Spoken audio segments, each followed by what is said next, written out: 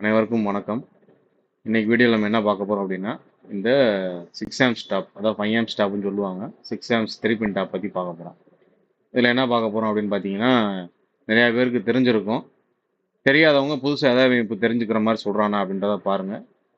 தெரியாதவங்க தெரிஞ்சுக்கோங்க. இப்போ பார்த்தீங்கன்னா இதில் லைனு, நியூட்ரல், எர்த்து அதில் மென்ஷன் பண்ணியிருக்கு. இது திருப்பி இப்படி மாட்டுறப்ப பார்த்தீங்கன்னா இது லைனு, இது நியூட்ரல், எர்த்து இப்படி வந்து வரும். இப்போ இதில் என்ன சந்தேகம்னு பார்த்தீங்கன்னா, லைன் நியூட்ரல் தான் மெயின். இதில் தான் பவர் சப்ளை நம்மளுக்கு அப்ளையன்ஸில் கொடுத்து ரன் பண்ண வைப்போம்.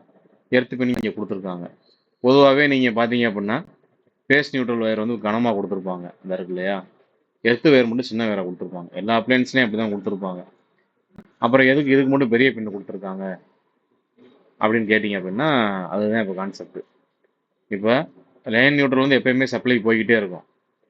ஆனால் இதில் வந்து எர்த்தில் வந்து எப்பயுமே போகாது. ஏதாவது ஒரு ஷார்ட் சர்க்யூட் ஆயிடுச்சு, ஏதோ ட்ரிப் ஆகுது அப்படின்றப்ப எர்த்து வந்து இது வழியாக பாஸ் ஆகும். அது வந்து ஆம்பியர் அதிகமாக எடுக்க போகிறது கிடையாது. சடனாக அப்போ மட்டும் ஒர்க் ஆகிறதுனால நம்ம சின்ன வேர் போட்டாலே போதுமானது. பெரிய வேரும் போடலாம், தப்பு இல்லை. ஆனால் இது போதுமானது. எல்லா கம்பெனியில் வர ஹோம் அப்ளையன்ஸ்லையும் எர்த்து இந்த மாதிரி தான் கொடுத்துருக்காங்க. சரி, இது ஒரு இது. இன்னொன்று, இந்த இதை திருப்பி பார்த்தீங்கன்னா தெரியும், இது சின்னதாகவும் இந்த எர்த்து பின் மட்டும் பெருசாகவும் நீளமாகவும் கொடுத்துருக்காங்க. இது ஏன் அப்படி கொடுத்துருக்காங்க அப்படின்னா, உதாரணத்துக்கு இப்போ நீங்கள் வந்து இந்த ப்ளக் பாயிண்ட்லேயே மாட்டுவோம். மாட்டுறப்ப இது நீங்கள் உள்ளே மாட்டுறப்ப ஃபஸ்ட்டு எடுத்தோடனே பார்த்தீங்கன்னா இந்த எர்த்து பின் தான் போகுது. கலட்டுறப்பையும் பார்த்தீங்கன்னா எர்த்து பின் தான் கடைசியாக வெளியே வரும். ஸோ ஏன் டிசைன் பண்ணியிருக்காங்க அப்படின்னு கேட்டிங்க அப்படின்னா, நீங்கள் ஃபஸ்ட்டு இதை மாட்ட போகிறப்ப அதில் கை வச்சு அமுக்குவீங்க. சப்போஸ் உங்களுக்கு உங்கள் அப்ளையன்ஸில் ஏதோ ஒரு ஷார்ட் சர்க்யூட் இருக்குது, பாடி ஆயிடுச்சு அப்படின்ற பட்சத்தில் எர்த்து கான்டாக்ட் ஆனோடனே எர்த்து அதில் உங்களுக்கு கிரவுண்ட் ஆகி வெளியில் போயிடும். உங்களுக்கு வந்து பாதிப்பு ஏற்படாது. கலட்டுறப்பையும் அதே மாதிரி தான். இது வெளியே வந்துடும், கடைசியாக தான் எர்த்து வரும். ஸோ எர்த்து வந்து எப்பவுமே கான்டாக்டில் இருக்கணுன்றதுக்காண்டி உங்களுக்கு அப்படி கொடுத்துருக்காங்க பை டிசைனில். இது ஒரு காரணம். இன்னொன்று என்னென்னு பார்த்தீங்கன்னா, இந்த ஒரு 15 ஆம்ப்ஸ் சாக்கெட் காட்டுறேன். இதில் பார்த்தீங்கன்னா உங்களுக்கு உள்ள பிளாஸ்டிக்கில் வந்து அடைச்சிருக்கும்.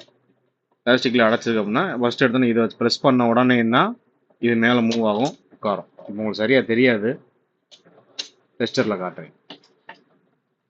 இப்போ நீங்கள் இதில் 5 ஆம்ப்ஸு இப்போ நீங்கள் இந்த 5 ஆம்ப்ஸ் இதை ப்ரெஸ் பண்ணீங்க அப்படின்னா இது மேலே ஏறுது பாருங்க, தெரியுதா? அப்படியே உள்ள சொருகிக்கிறோம். இல்லை 15 ஆம்ப்ஸ் பெரிய ப்ளக்கை சொருகிறீங்க அப்படின்னா மேலே சொருவீங்க. அப்போ பார்த்தீங்கன்னா கீழே இறங்கும், அப்பையும் இது ஓப்பன் ஆகும். அதாவது ரெண்டுமே யூஸ் பண்ணிக்கிற மாதிரி இந்த சாக்கெட் கொடுத்துருக்காங்க. இந்த மாதிரி டிசைனுக்கு வந்து ஈஸியாக அது ஃபிட் ஆகணும், இதை ஃபஸ்ட்டு உள்ளே ப்ரெஸ் பண்ணதுக்கப்புறம் தான் இது உட்காரணும் அப்படின்ற மாதிரி டிசைன்லேயே அவங்க கொடுத்துட்டாங்க. அது ஒரு நல்ல ஒரு புத்திசாலித்தனமான மூவ். சரி, இது உங்களுக்கு புரிஞ்சிருக்குன்னு நினைக்கிறேன். கடைசியாக பார்த்தீங்க அப்படின்னா கீழே இந்த ஓட்டம் இருக்குது, இது வழியாக வயரை உள்ளே கொடுத்து நம்ம ஜாயின் பண்ணிக்கிறோம். ஓகே, மேலே இந்த ஓட்டம் எது கொடுத்துருக்காங்க அப்படின்னு பார்த்தீங்கன்னா அதுதான் எனக்கு தெரியலை. எனக்கு இருந்த சந்தேகத்திலே அதுதான் பெரிய சந்தேகம். நெட்டில் பார்ப்போம் அப்படின்னு தேடி பார்த்தோம்னா அவங்க என்ன போட்டிருக்காங்க அப்படின்னா, உங்களுக்கு பார்த்தீங்கன்னா தெரியும், இந்த எர்த்து பின் உள்ள தெரியும். ஸோ எர்த்து வந்து கரெக்டாக மாட்டியிருக்காங்களான்னு தெரிஞ்சுக்கிறதுக்காண்டி கொடுத்துருக்காங்கன்னு ஒருத்தையும் போட்டிருக்கான். இன்னொருத்தையும் என்ன போட்டிருக்கான், இது வந்து கரண்ட் பாஸ் ஆகிறது, ஸோ ஹீட் வந்து இதில் இருக்கும், மாய்ஸ்சர் ஃபார்ம் ஆகாமல் இருக்கணும் அப்படின்றதுக்காண்டியும் ஏர் வென்டிலேஷனுக்காண்டி கொடுத்துருக்காங்க அப்படின்னு சொல்லி ஒருத்தையும் கொடுத்துருக்கான். அது கூட ஏற்றுக்கிற மாதிரி இருக்குது.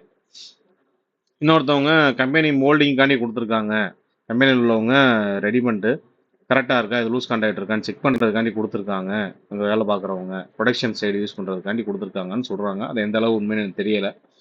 எனக்கு ஒரு அபிமானியம் இருக்கும் இல்லையா, அபிமானியம் இல்லை, என்னோட ஒரு ஐடியா இருக்கும் இல்லையா, அந்த ஐடியா படி பார்த்தோம்னா நான் என்ன நினைக்கிறேன்னா, இப்போ இந்த ப்ளக்கில் வந்து நம்ம அதை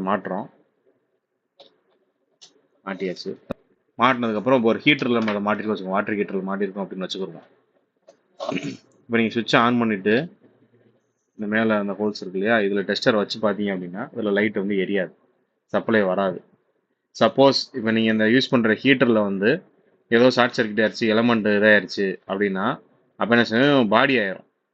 லைனும் எர்த்தும் இல்லைன்னா நியூட்ரலும் எர்த்தும் ஏதோ ஒன்று கான்டாக்ட் ஆயிரும். அப்போ நீங்கள் இதை கொண்டே இதில் வச்சிங்க அப்படின்னா லைட் வந்து எரியும். அப்படி எரிஞ்சு அப்படின்னா என்ன அர்த்தம்னா பாடி ஆயிடுச்சுன்னு அர்த்தம். ஸோ வந்து நம்ம பாடி ஆயிடுச்சா இல்லையான்றதை இந்த எர்த்தில் டைரெக்டாக வச்சு செக் பண்ணுறதுக்காண்டி இது இருக்கலாம் அப்படின்னு நான் நினைக்கிறேன். வேறு எதுக்காண்டி கொடுத்துருக்காங்க அப்படின்னு எனக்கு தெரியலை. உங்களுக்கு தெரிஞ்சிருந்துச்சு அப்படின்னா நீங்கள் கமெண்ட் செக்ஷனில் கமெண்ட் பண்ணுங்கள், நான் தெரிஞ்சுக்கிறேன். இந்த வீடியோ பார்க்குறவங்களும் உங்கள் மூலிமா தெரிஞ்சுக்கிடுவாங்க. இன்னைக்கு வீடியோ அவ்வளோதான். வேறு ஏதாவது கருத்துக்கள் இருந்தால் கமெண்ட் பண்ணுங்கள். நான் சொன்ன இந்த பாயிண்ட்லாம் ஓகே, இந்த வீடியோ பிடிச்சிருக்கு அப்படின்னா லைக் பண்ணுங்கள். நம்ம சேனலை சப்ஸ்கிரைப் பண்ணாதவங்க சப்ஸ்கிரைப் பண்ணி வச்சுக்கோங்க. அடுத்த வீடியோவில் பார்ப்போம். நன்றி.